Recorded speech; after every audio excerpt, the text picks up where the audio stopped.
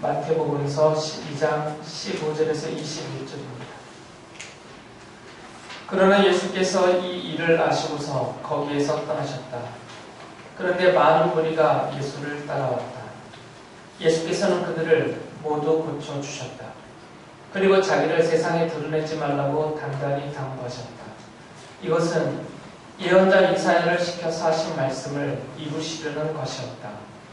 보아라, 내가 뽑은 나의 종, 내 마음에 드는 사랑하는 자, 내가 내 영을 그에게 줄 것이니 그는 이방 사람들에게 공의를 선포할 것이다.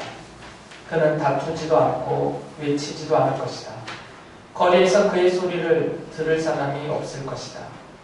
정의가 이길 때까지 그는 상한 갈대를 꺾지 않고 꺼져가는 심지를 끄지 않을 것이다.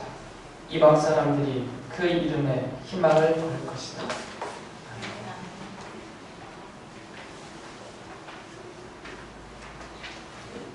마태복음서에서는 예수께서 많은 병든 사람들을 고쳐주신 사실에 대해서 기록을 하면서 그것을 단순히 예수님께서 병을 앓는 사람들을 불쌍하게 여기셔서 동정하셔서 고쳐주셨다, 그렇게만 기록하지 않습니다.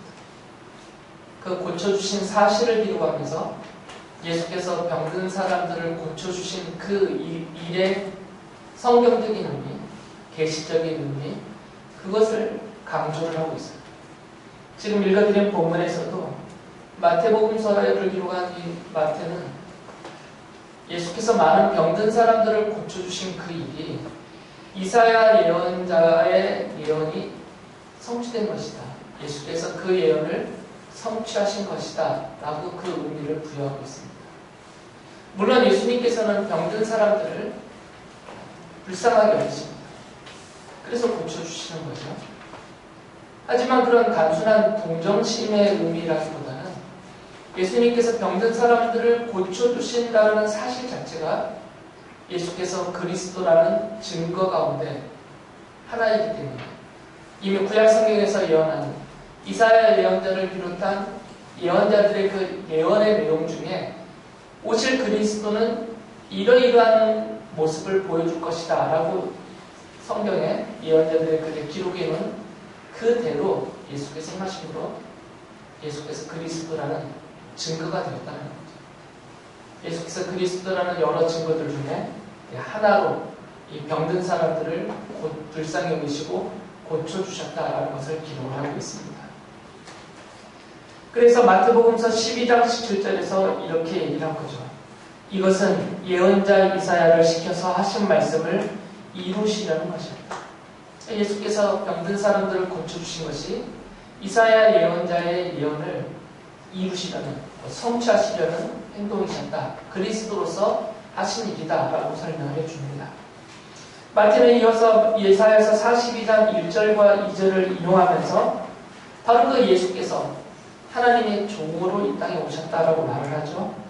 마태복음서 12장 18절에 이렇게 말합니다. 보아라, 내가 뽑은 나의 종, 내 마음에 드는 사랑하는 자, 내가 내 영을 그에게 줄 것이니 그는 이방 사람들에게 공의를 선포할 것이다. 마태는 예수께서 이 땅에, 하나님의 아들이신 예수께서 이 땅에 오신 그 이유를 하나님의 종이라는 이름으로 설명을 하고 있습니다. 예수님을 부르는 여러 이름들이 있죠. 다른 이름들과 좀 대조를 한다면 다른 이름들은 대부분 예수님의 신분에 대한 이름이에요.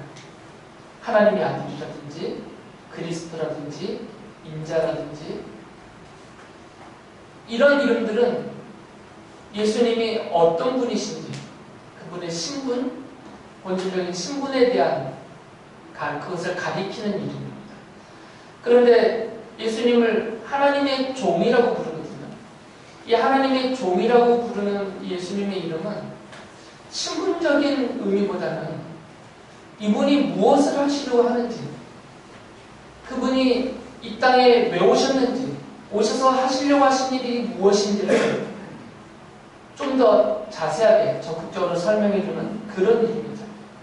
그래서 예수께서 하나님의 종으로 이 땅에 오셨다라고 복음서에서 기록했을 때는 하나님의 아들이신 예수께서, 그리스도이신 예수님께서 이 땅에 오셔서 무슨 일을 하시려고 하는지 그것을 설명해 주는 일입니다 라는 거죠. 베드로 사도는 사도행전 3장 18절에서 이런 말을 합니다. 그러나 하나님께서는 모든 예언자의 입을 빌어서 그리스도가 고난을 받아야만 한다고 미리 선포하신 것을 이와 같이 이루셨습니다. 그리스도가 이 땅에 오셔서 고난을 받으셔서 그분이 받으신 고난이 하나님의 뜻을 이루는 일이다라고 말하고 있습니다. 그러니까 예수께서는 그리스도로 이 땅에 오셔서 하나님의 뜻을 이루시는데 이 하나님의 뜻을 이루시는 그 모습이 종의 모습이다라는 것이죠. 그래서 복음서와 사도들의 글을 보면 예수께서는 이 땅에 하나님의 종으로 오셨는데 그 오신 이유는 하나님이 정하신 뜻이 있어서 그 정하신 뜻을 이루어 드리는 그런 종으로서 오셨다라는 말씀입니다. 이건 신분을 말하는 것이 아닙니다. 성부 하나님 아버지는 주인이시고 성자 하나님 예수 그리스도는 그분의 종이다. 이런 신분을 말하는 것이 아니라 사역적인 하시는 일에 대한 설명이에요. 하나님 아버지가 뜻을 정해 놓으셨는데 이 뜻을 이 땅에 오셔서 성취하고 이루어드리는 그 역할, 그 일을 종의 자손을 해야 하기 때문에 하나님의 종이다라고 부르는 것입니다. 그래서 예수께서는 하나님의 종으로서 이 땅에 오셨다라고 복음서가 기록을 하고 있습니다. 그러면 그 다음으로 생각할 것이 예수께서 하나님의 종으로 오셔서 이루어 드리려고 하는 하나님이 정해놓으신 그 뜻이 무엇이냐는 거예요. 하나님의 정하신 뜻을 이루시는 종으로 오셨기 때문에 그 뜻이 무엇인지를 성경에서 찾아보겠죠.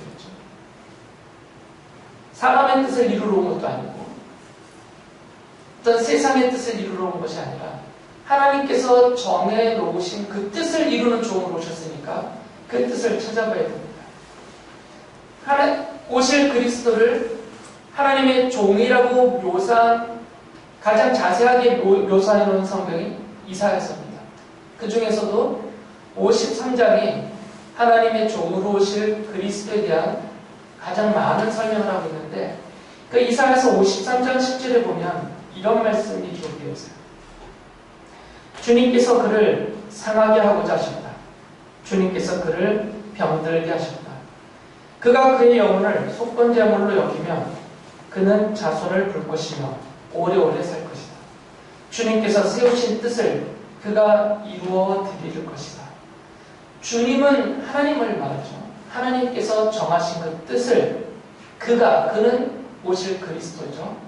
예수 그리스도가 이루어 드릴 것이다 라고 이사야 예언자가 예언을 한다는 거죠.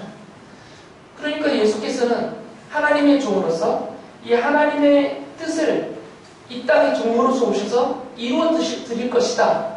이사야 예언자가 이미 그렇게 예언해 놓았고 그 예언되어진 그 하나님의 종으로서 바로 이 예수가 그리스도로 이 땅에 오셨다. 마태는 지금 그것을 말하고 있는 것이에요.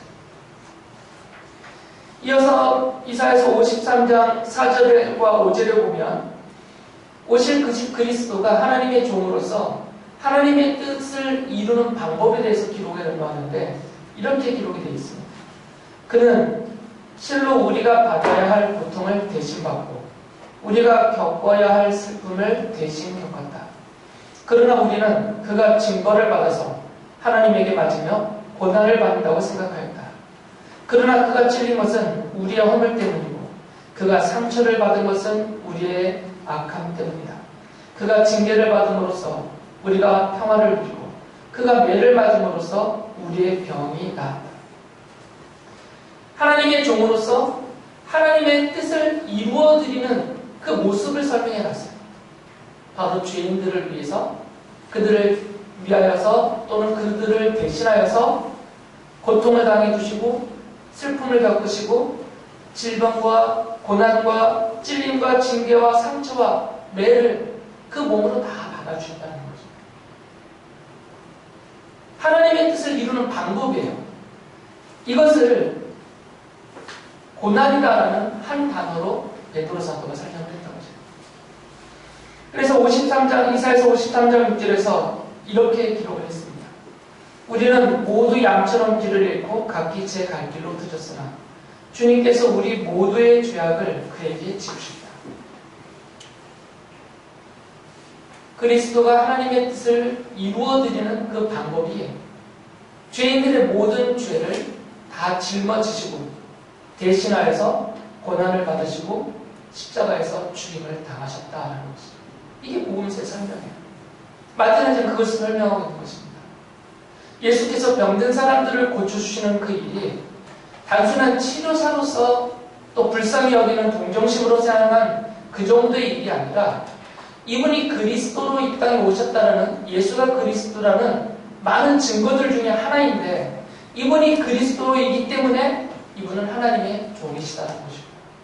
하나님의 종이기 때문에 이분이 하시는 일은 죄인들을 구원하시려는 하나님의 뜻을 이루어드리는 그런 하나님의 종으로 이 땅에 오셔서 고난을 당하시고 십자가에 죽으시면서 그 뜻을 다 이루어드렸다라는 설명을 하고 있는 것이에요. 이사야 예언자는 이사야서 42장 4절에 그 하나님의 종으로 오시는 그리스도, 곧 예수 그리스도가 하나님의 공의를 세울 것이다. 세상에 하나님의 공의를 세울 것이다 라고 말을 해놨어요. 이렇게 예언되었습니다. 그는 취하지 않으며 낙담하지 않으며 끝내 세상의 공의를 세울 것이니 먼 나라에서도 그의 가르침을 받기를 간절히 기다릴 것이다. 하나님의 종으로 오신 예수 그리스도는 하나님의 뜻을 이루어드리는데 그 하나님의 뜻을 이루어드린 그 일의 성격과 의미를 하나님의 공의가 세워진 것이다 라고 말하고 있습니다. 예수께서 죄인들을 대신해서 죄인들을 위해서 고난을 받고 십자가에 죽으신 것이 하나님의 공의가 세워진 일이다 라고 설명합니다. 예수 그리스도의 십자가는 하나님의 공의가 세워진 사건이다라는 것이에요. 예수 그리스도의 십자가가 갈보리 언덕에 세워졌죠. 그리고 예수께서 그 십자가에서 죽임을 당하셨습니다. 단순히 사형틀로서 세워진 십자가가 아니라 그 십자가를 통해서 하나님의 공의가 세워졌다는 거예요. 이 하나님의 공의는 두 가지 면에서 나타났습니다. 성경 전체가 그렇게 말하죠. 창조주 하나님을 부정하는 사람들, 그리고 창조주 하나님이 인간들에게 주신 계명과 율법을 무시하고 자신의 생각과 자신의 욕심을 따라서 함부로 살면서 온갖 죄와 악을 행하던, 그래서 죄인의 신분이 되어져 버린 그들에 대한 하나님의 정의로운 심판이 바로 공의의 한 측면입니다. 하나님의 공의는 죄인들에 대한 심판과 정죄와 심판과 형벌로서 나타나야만 돼요. 그게 정의로운 거죠. 죄인들에 대한 죄에 대해서 하나님이 아예 눈 감아버리시거나 아니면 별거 아닌 것처럼 넘겨버리신다면 이건 정의롭지가 못한 거죠. 그러니까 하나님의 정의는, 공의라고 표현되는 하나님의 이 정의는 반드시 죄인들에 대한 그들의 악행에 대한 정죄와 심판과 형벌이 내려져야만 성립이 되는 거죠. 또 다른 측면은 뭐냐면, 그러나 하나님께서 창세 전부터 이 온 우주와 그 안에 있는 모든 것들, 그리고 우리 인간들을 창조하시기 이전부터 하나님이 하나님의 백성으로 삼을 자들을 선택해 놓으셨는데, 그 하나님의 선택한 그 하나님의 백성이 되도록 선택해 놓은 그 사람들을 반드시 구원하셔서 반드시 하나님의 백성으로 삼아 주셔야만 하나님의 정의가 또 세워지는 거죠. 왜 그러냐면 하나님의 계획을 세우셨는데 시간이 지나다 보니까 이거 내가 잘못 계획했다, 잘못 생각했구나 하고 그 계획을 포기하시거나 바꿔버리신다면 이건 하나님의 정의가 아니에요. 하나님은 무한하시고 불변하시고 전지전능하신 창조주시기 때문에 그 하나님의 작정은 조금도 오류가 없고 번복되거나 취소되거나 보류되지 않습니다. 정하신 뜻은 하나님이 반드시 이루시는 것입니다.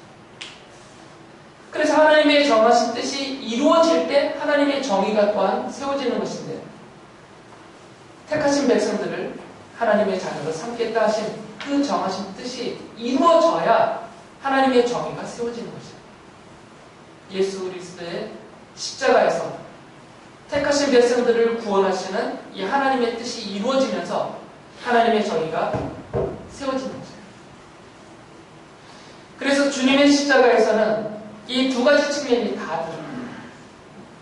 죄인들을 향한 하나님의 정죄와 심판과 형벌, 그렇게 해서 하나님의 정의가 세워지고, 또 택하신 백성들을 향한 구원의 뜻이 그리스도의 복음을 통해서 죄 용서하심과 하나님의 자녀로 삼아주신 그 은혜가 이 그리스도의 십자가를 통해서 또한 세워지기 때문에 하나님의 정의가 바로 그곳에서 세워진다는 말씀입니다.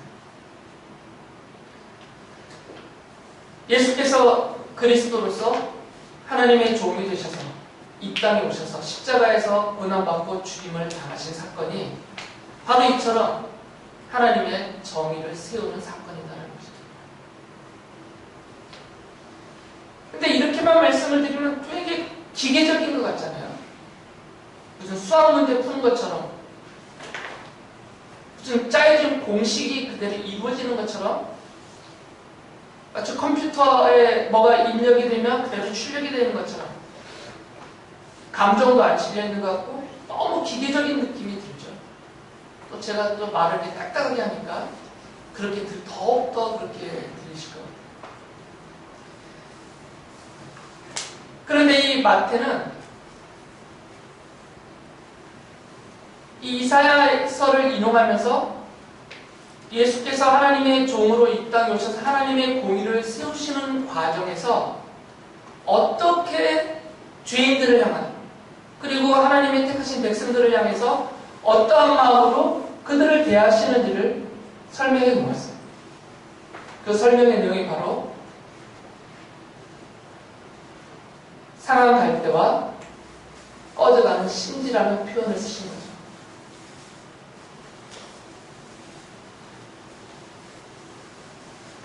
이사야 예언자도 그렇고 이 마태도 그렇고 성도들을, 하나님이 택하신 하나님의 백성들을 상한 갈대라고 비유를 하셨어요.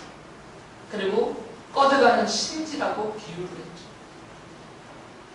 왜 이런 비유를 썼냐면, 이 세상은 사탄과 그 악한 세력에 사로잡혀 있는, 그래서 하나님을 부정하고 대적하고 하나님의 백성들을 향하여서 우호적이지 않은 이런 세상은 성도들을 마치 상한 갈대처럼, 꺼져가는 심지처럼 그렇게 여기고 그렇게 몰아갑니다. 그래서 실제로 하나님의 백성들이 이 땅에 살면서 그 처음 모습이 마치 상한 갈대와 같다라는 거죠. 꺼져가는 심지와 같다라는 것입니다. 상한 갈대는 곧 꺾입니다. 꺼져가는 심지는 이게 조금만 더 센 바람이 불면 꺼져버리죠. 아주 절박한 상황이 있다는 거죠. 하나님의 자녀로 산다는 것이, 하나님의 백성이여 성도로서 산다는 것이 이처럼 위태롭다라는 것입니다. 이 상한 갈대와 꺼져가는 심지라는 표현은 단순히 생활이 비참하다, 가난하다, 병들었다, 이런 면을 말하는 것이 아니고요. 하나님의 자녀로 이 세상에서 존재한다는 자체가 상한 갈대와 꺼져가는 심지와 같은 그런 처지라는 거죠. 세상에 내버려두지 않는다는 거죠. 어떤 형태로든 꺾으려 하고 끄려고 하기 때문에, 어떻게든 교회를 파괴하려고 하고 성도들을 실족하게 만들려고 합니다. 방심하면, 조금만 느슨하면 그 공격이 효과를 나타내서 막 부러지고 꺼져버리는 그런 위기에 몰려가게 되죠. 하나님의 종이신 예수 그리스도는 바로 그러한 성도들이 꺾이지 않도록, 꺼지지 않도록 보호해 주시고 지키고 또 돌보시면서 인도해 주시면서 하나님의 공의를 세운다는 거죠. 앞서 말씀드렸듯이 하나님이 자녀 삼기로, 백성 삼기로 선택한 자들은 반드시 하나님의 백성이 됩니다. 이것이 하나님의 공의가 세워지는 일이니까 그 일을 그리스도이시면서 하나님의 종으로 오신 예수께서 해주신다는 것입니다.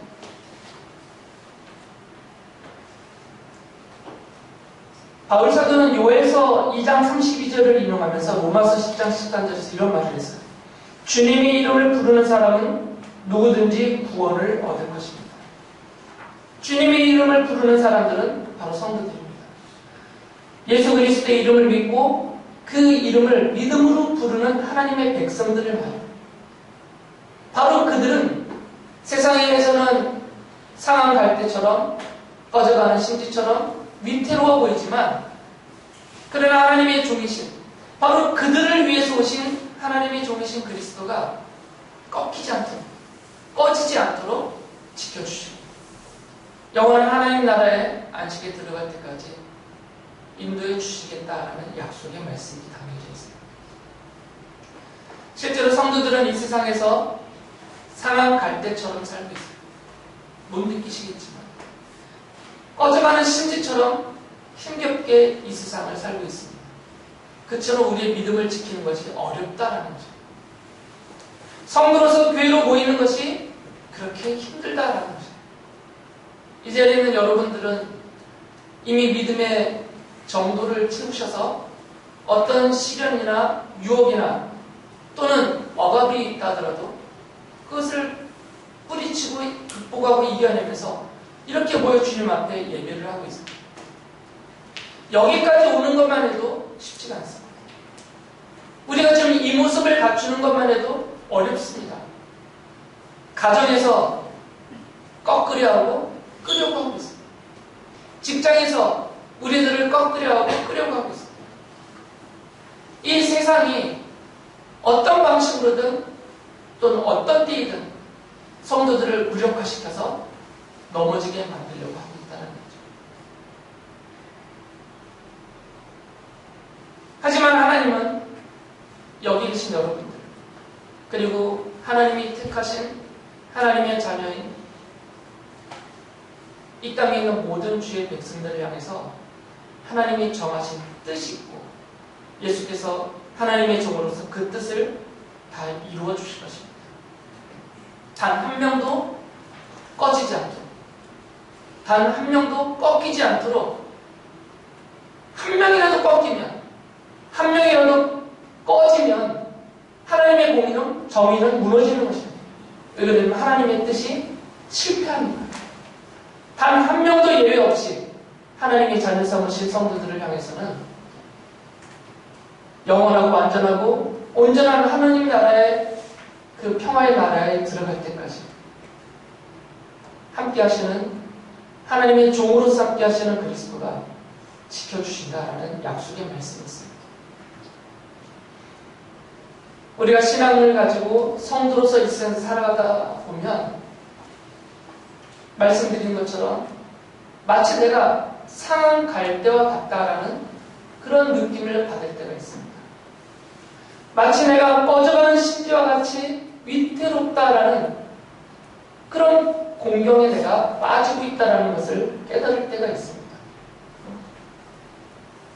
육체적으로 그럴 수도 있고 가정적으로도 그럴 수 있고 직장과 사업장이 그럴 수도 있습니다. 본질적으로는 우리 믿음 자체가 우리 신앙 자체가 요동치면서 그런 위태로움에 처할 때가 있습니다. 하나님의 약속은 그렇기 때문에 성도들이 상한 갈대와 꺼져가는 심지와 같아 보이기 때문에 그래서 하나님이 예수 그리스도를 하나님의 종으로 이 땅에 보내셔서 우리들을 구원하실 뿐만 아니라 그 구원하시기로 하시는 하나님의 뜻이 완전히 이루어질 때까지 우리와 함께 계시도록 해주신 것입니다. 지금 이 시간에도 하나님의 종이신 예수 그리스도는 잠시도 쉬지 않으십니다. 우리들을 위해서 완전한 구원이 이루어질 때까지 종으로서 충실하게 일을 하고 계십니다.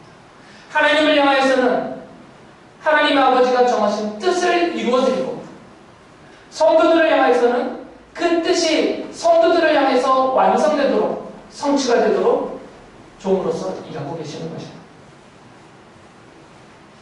예수 그리스도의 이름이 이방의 모든 사람들에게 희망이 될 것이다 라고 말씀을 하셨습니다. 모든 사람이 예수 그리스도의 이름에 희망을 걸 것이다 라는 거죠. 우리에게 예수 그리스도가 희망의 이름입니다.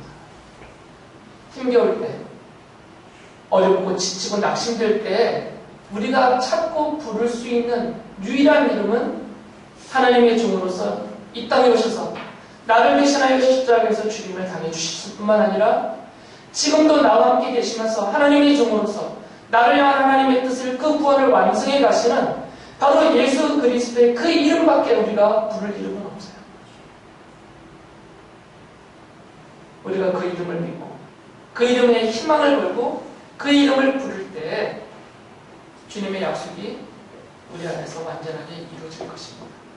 오늘도 함께 하시는 하나님의 종으로서 우리와 함께 계시는 예수 그리스도의 이름에 희망을 보시고, 또 그 이름에 희망을 건 우리들이 결코 허무해지지 않도록 해주시는 주님의 능력을 믿고 하나님의 자녀로 살아가시는 그 은혜를 날마다 누리시는 여러분 모두가 되시길 바랍니다.